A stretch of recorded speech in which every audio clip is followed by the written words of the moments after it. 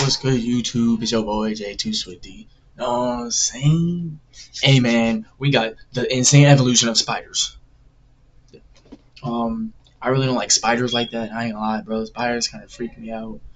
Depends, like a tarantula. Yeah, fuck that. I don't give a fuck if they're nice creatures. If you don't mess with them, I don't give a fuck. Nigga, I feel like if I walk next to a tarantula, that shit gonna attack me because I don't know. That's just me. But yeah, fuck spiders. I got bit by little light spiders before. I'm pretty sure. Um, definitely definitely hurts a lot. So fuck that shit. Anyways, let's get into the video, man. Spiders are some of the most diverse and unique predators on Earth. Over 50,000 species of spiders live on our planet today. How many? Big and hairy tarantulas. I don't need that though. But how many? Species are some of the most diverse and unique predators on Earth. Over 50,000 species of spiders live on our planet today. Oh, it's up there. From big and hairy tarantulas to sleek, deadly widows. Fuck. Coming in all shapes and sizes, they inhabit nearly every terrestrial ecosystem on the planet, hiding in nooks and crannies, living in burrows, or hanging from elaborate webs of silk. But these unique animals weren't always as abundant and sophisticated as they are today. The evolution of spiders began during the Devonian period, around 380 million years ago. In the primitive forests and swamps of what is now North America, there lived a tiny, spider-like arachnid named Atacopus. Crawling along the forest floor, this creature likely fed on other early arthropods, such as springtails and mites. Atacopus is one of the oldest known examples of a proto-spider, formerly belonging to the extinct order Urarinaida. It possessed silk-producing spigots connected to glands in their abdomen, representing one of the earliest known examples of silk production in arachnid evolution. What the fuck? What is that? Atacopus likely produced protein-based silk in a manner similar to modern spiders, but more primitive, resulting in shapeless mats rather than the precise strands we associate with spiders today. It's unlikely that Atacopus constructed webs. Rather, it used its silk to protect its eggs and reinforce the walls of its burrow. Despite some similarities to modern spiders, Atacopus did not have a fully developed spinneret. What does that mean?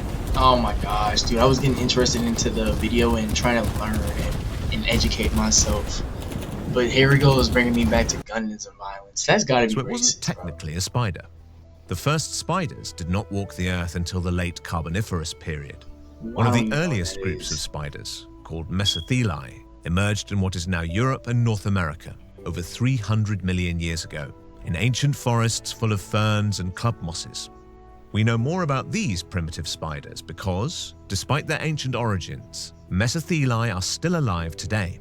Over 100 species of Mesotheli live in forested regions of Southeast Asia, China, and Japan, providing modern scientists with an extraordinary window into the chronology of spider evolution. Before spiders ever constructed webs to snare flying insects, Mesotheli used grounded burrows to ambush their prey. These burrows had special trapdoors that were lined with sensitive strands of silk. Whenever an insect touched one of those strands, the vibrations alerted the spider to burst from its hiding place and... Bro, that's OP. That's not fair.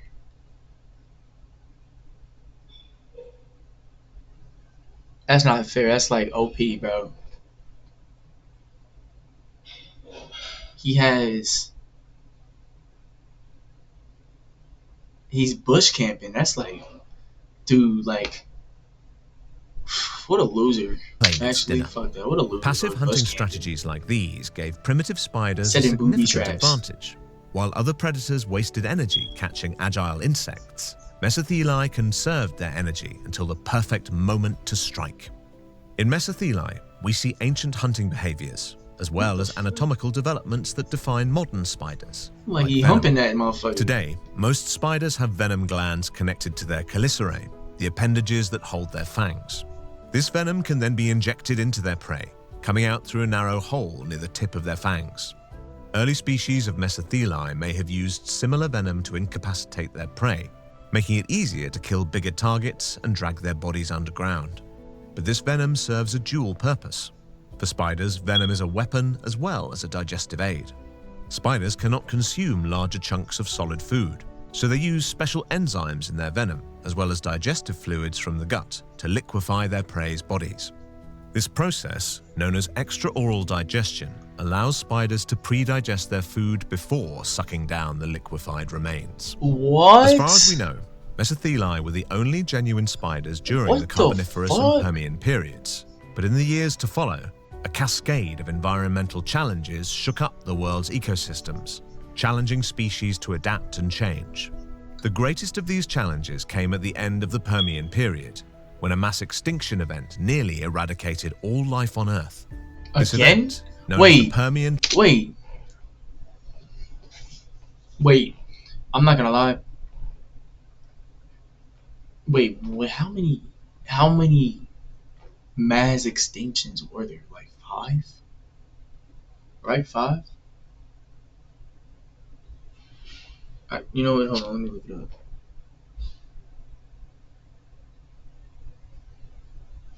Oh, shit. How many mass extinctions were there throughout the world?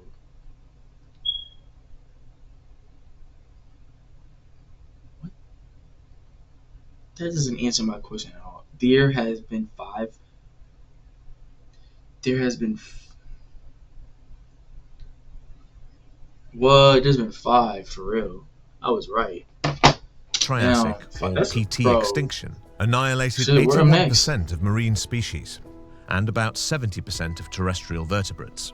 Even some Dude, groups how of is there a mass insects, which are extinction? typically though? more What resistant to extinction, suffered dramatically. Oh, never mind. In the wake of this extinction event, new ecosystems developed around the world, dominated by opportunistic animals such as Lystrosaurus and Proterosuchus. In these ecosystems, spiders filled a variety of niches, making their unique predatory mark. Gradually, spiders in different regions became more specialized, leading to the emergence of new species, including the ancestors of modern-day tarantulas and funnel-web spiders. This group of spiders, called mygalomorphs, are known for their strong legs, large bodies, and downward-pointing fangs. Like Mesotheli, they don't build elaborate webs to catch flying prey. Instead, most mygalomorphs hunt from burrows, building traps and waiting for small animals to stumble into their clutches.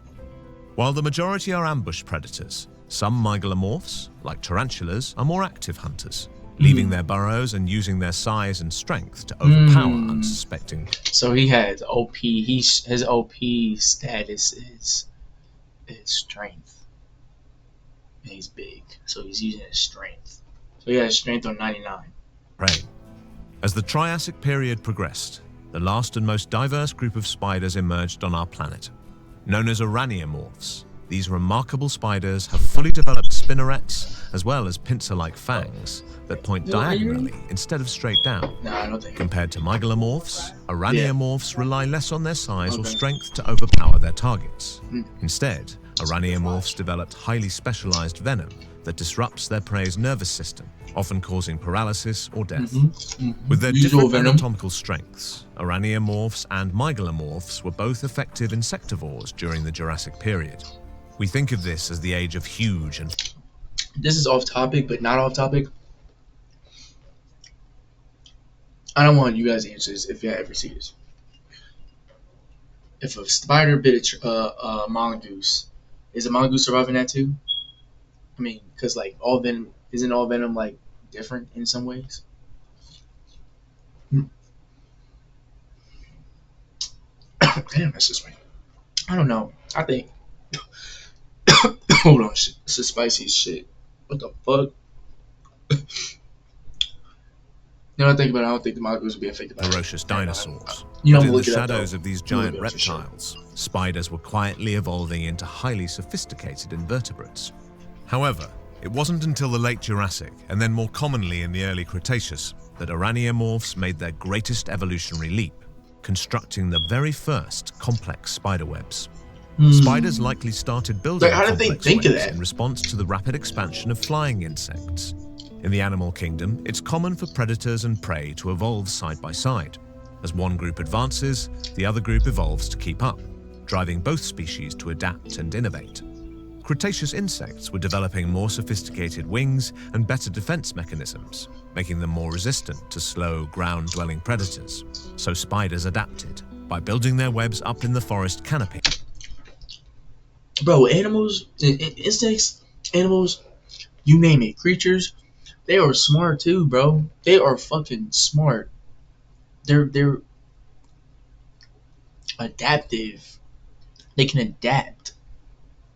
Right, dude. It's crazy how animals like think too. Like they can think as well. Most animals. I know some animals like deers and reindeers. They're fucking dumb as shit. But you know, most animals are like smart as fuck. Like that's just crazy. Like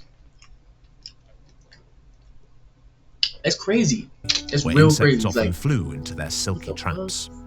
With the innovation of smart ass complex animals. webs, Araneomorphs exploited a wider range of niches during the Cretaceous period.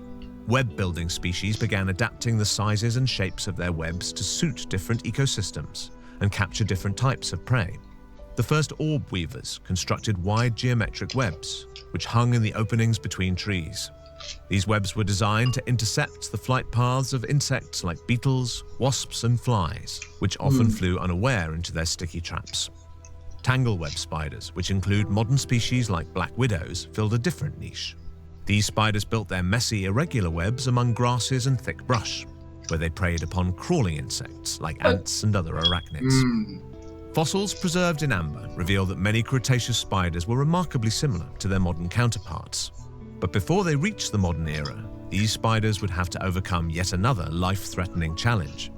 At the end of the Mesozoic era, another mass extinction event, called the Cretaceous Paleogene, or KPG extinction, annihilated 75% of plant and animal species, including all non-avian dinosaurs. The impact of this event was nothing short of catastrophic, yet spiders emerged relatively unscathed. In fact, after the KPG extinction, Araneomorphs entered a period of tremendous diversity and specialization. As the Cenozoic era began, flowering plants were taking over the world's ecosystem. Wait, so they survived the two mass extinctions? So their species is immortal.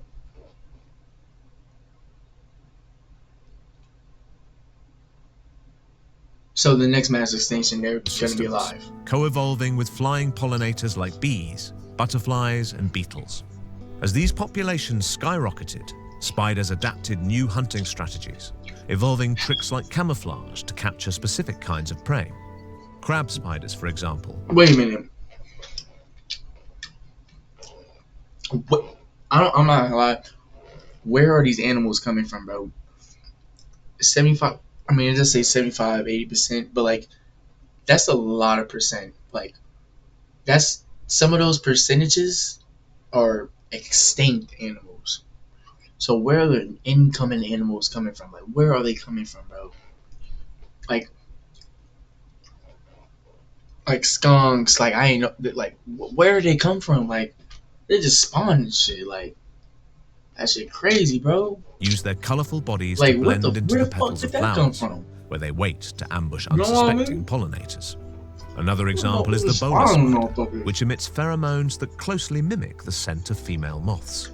These pheromones attract male moths, who follow the scent, thinking they are about to find a mate, only to fly into the bowler spider's trap.